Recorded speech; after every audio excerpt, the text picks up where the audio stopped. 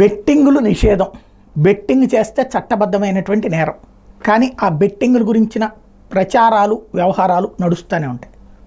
ఓ ప్రధానమైనటువంటి అంశం బెట్టింగులకు సంబంధించి వెలుగులోకి వచ్చినటువంటిది ఏంటి? మొన్న ఏదైతే వైఎస్ఆర్ కాంగ్రెస్ పార్టీ గెలుస్తుందని ఒక్కడు కూడా బెట్టింగ్ వేయట్లేదు, తెలుగుదేశం పార్టీ మీద మాత్రం బెట్టింగ్లు వేస్తున్నారు. రూపాయికి 4 రూపాయలు, రూపాయికి 5 రూపాయలు ఇచ్చేవాళ్ళు ఉన్నారు అన్నటువంటి పాయింట్ నేనే ప్రస్తావించాను. బెజవాడ, గుంటూరు దగ్గర క్లబ్బుల్లో ఈ విధమైనటువంటి పెద్ద ఎత్తున జరుగుతున్నాయి. 5 లక్షలు 10 లక్షలు కూడా వేస్తున్నారు.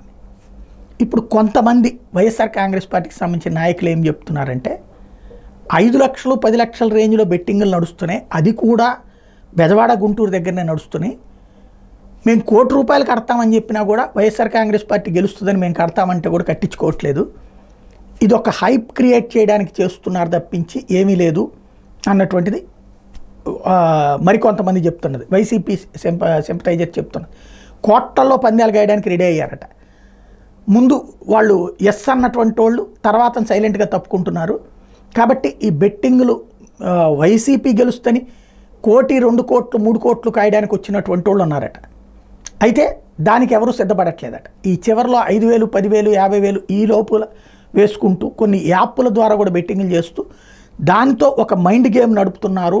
దాని వెనకాల ఏదో ఉందన్నటువంటిది వీళ్ళ అనుమానం. ఏంటో తేలాలి.